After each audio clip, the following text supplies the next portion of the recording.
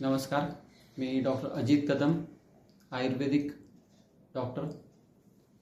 आज हा व्हिडिओ वेगवेगळे आमच्याकडे येणाऱ्या कुरूपांचे पेशंट वेगवेगळे प्रश्न विचारतात आणि त्या प्रश्नांना वारंवार 30 उत्तरं देण्यापेक्षा एक व्हिडिओ केलेला बरा या उद्देशाने हा व्हिडिओ तयार करीत आहे।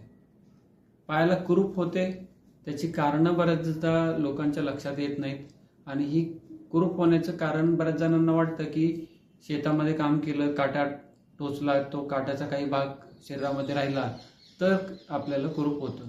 परंतु आजकाल अशी परिस्थिती आहे, शहरामध्ये राहणारा व्यक्ती, फ्लॅटमध्ये राहणारा व्यक्ती, कधीच काट्याशी संपर्क नाही, काही कुठं फ्लॅटमधून बाहेर जाण्याची वेळ नाही, बाहेर जाताना चांगले पादत्राणे, शूज, चप्पल वापरत असणाऱ्याला सुद्धा कुरूप होत आहे। तर हे का होतं? आणि ते कुरूप पट्ट्या लावूनही गेलेल्या नाही, कुरूप पट्ट्या अंदाजे 7-8-10 वेळा लावल्या तरी सुद्धा गेलेल्या नाही। आणि असे पेशंटही येतात की एकदा ऑपरेशन झालेलं आहे तरी सुद्धा त्यांचं कुरूप काही पूर्ण गेलं नाही, पुन्हा आलं। मग अशा वेळेला ते रुग्ण आयुर्वेदिक डॉक्टरकडे आल्यानंतर तरी सुद्धा ते पहिल्याच वेळेला एकाच ट्रीटमेंटमध्ये पूर्ण बरं झालं पाहिजे अशी अपेक्षा ठेवतात आणि वेगवेगळे प्रश्न विचारतात। अशा प्रश्नांची उत्तरं आज मी इथे देत आहे।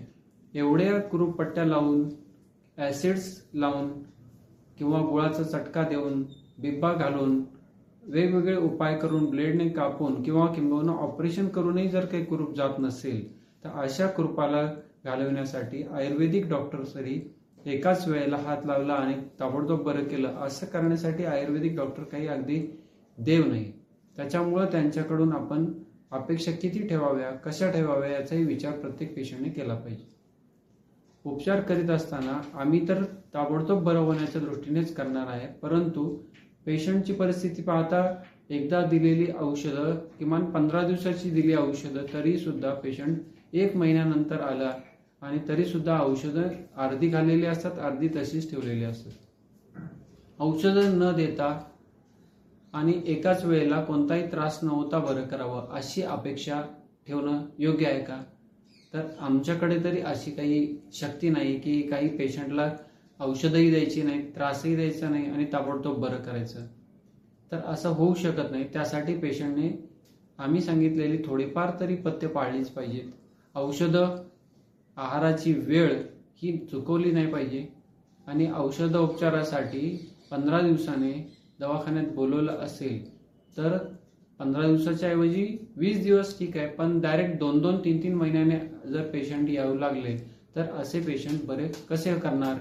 या गोष्टींचा विचार आपण करावा। पथ्यपालन, वेळेला औषधं घेणे आणि ट्रीटमेंट सुद्धा दर 15 दिवसांनी करणे, एवढं जरी केलं तरी अवघड असलेले कुरूप सुद्धा बरे होते असा आमचा अनुभव आहे। शेकडो नव्हे तर हजारो रुग्णांवर उपचार केल्यानंतर ही गोष्ट मी तुम्हाला सांगत आहे। तर याचा निश्चितपणे अवलंब करा आणि लवकरात लवकर बरे व्हा। धन्यवाद।